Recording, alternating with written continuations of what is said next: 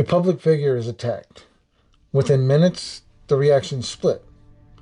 Some immediately call it horrifying. Others hesitate. They contextualize, they qualify. They ask what led up to it. And in some places, the reaction isn't just condemnation. It's justification, even celebration. Which raises a question. When did this start to feel acceptable?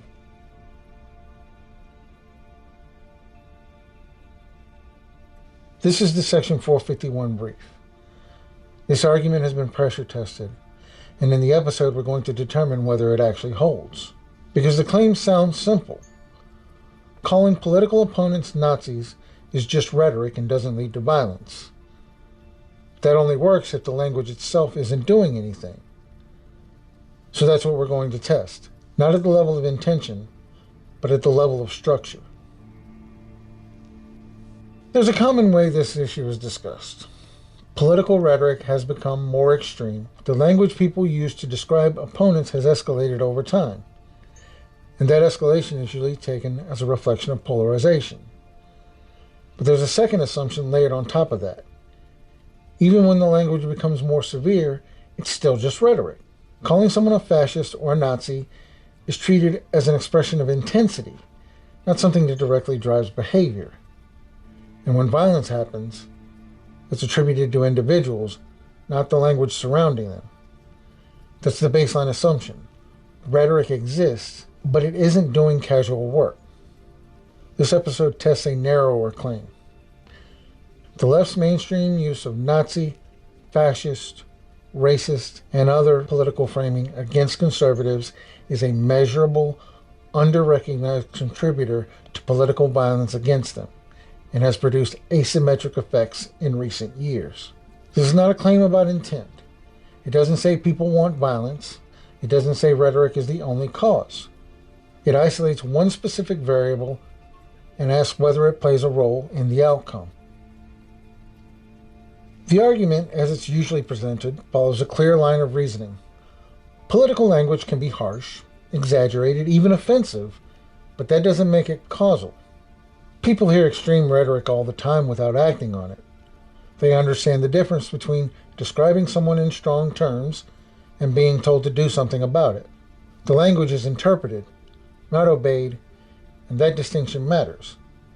Because exposure to rhetoric by itself doesn't produce violence. Violence comes from individuals, people who choose to act often for reasons that go far beyond anything said in public discourse. Attributing that behavior to rhetoric confuses exposure with intent. It treats hearing something as if it were the same as being directed by it. But in reality, most people are exposed to the same language and never act, which means the determining factor isn't the rhetoric, it's the individual. So in that view, political speech, no matter how extreme, is not the mechanism driving violence. Human choice is. At the center of this argument is a single point of disagreement. Both sides accept the same surface reality.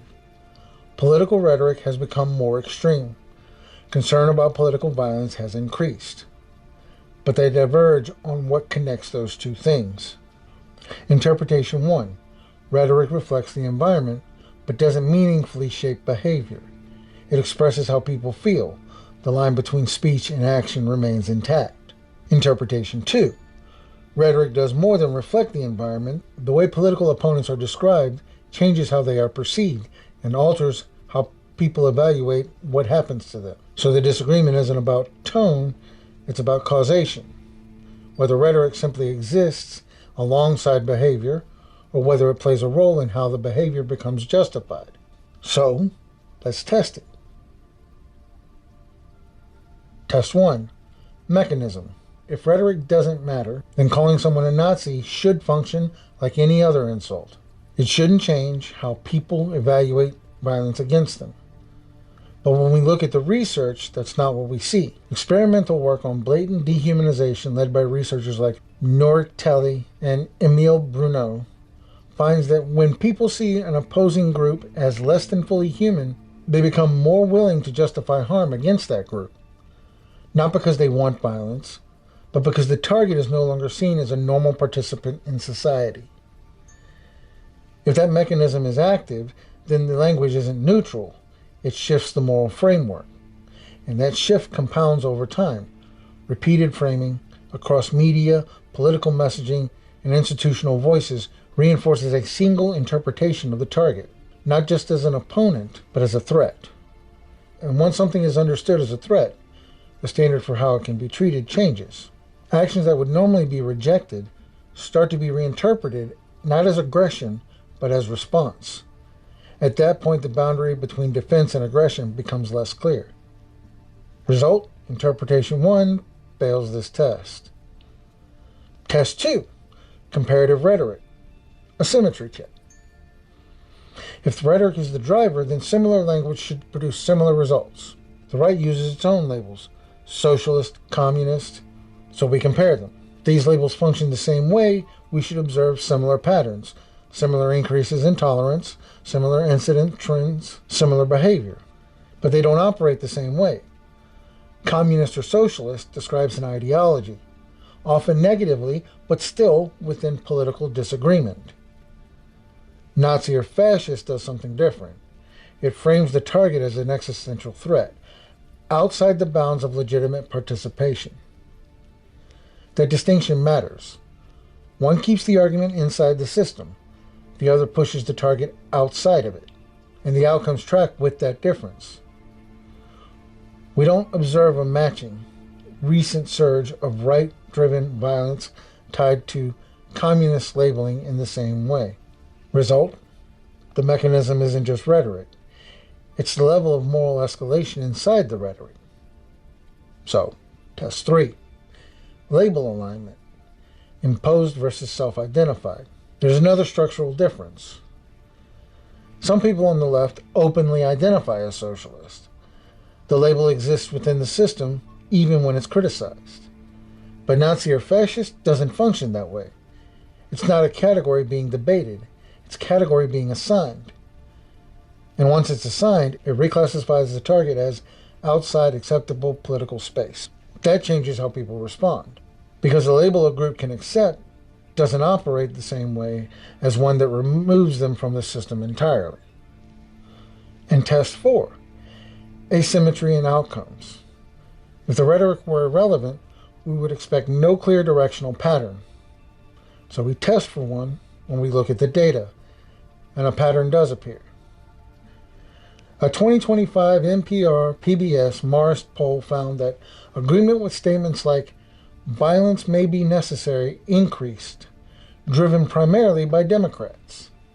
And the Center for Strategic and International Studies' long-running political violence dataset shows a rise in left-coded political violence over the same period, including a temporary inversion where left-wing incidents outpaced right-wing for the first time in decades.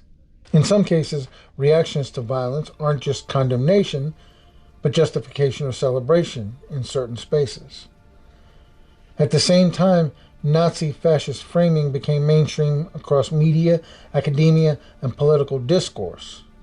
If the rhetoric had no effect, this alignment would be unlikely. Result? Interpretation 1 weakens further. Test 5. Perpetrator evidence. If rhetoric plays no role, we would not expect to see it inside real-world actions. But in high-profile cases, we do. In the 2025 assassination of Charlie Kirk, court records and official reporting show that the attacker engraved, "Hey fascist, catch," on the shell casings. That's the framing itself appearing inside the act, not as background influence, but as direct expression. Not every case will be this explicit, but it demonstrates the mechanism in action. Result? Interpretation 2 is supported. The strongest version of the mainstream claim doesn't hold. The language isn't neutral. But the strongest version of the counterclaim doesn't hold either. The rhetoric isn't the sole cause of political violence. Other factors are active. Other drivers exist. But that doesn't make it irrelevant. What the evidence shows is that this kind of framing does more than express opinion. It changes how targets are perceived and how actions against them are interpreted. And in the current environment, that effect's not evenly distributed. So the conclusion is narrower.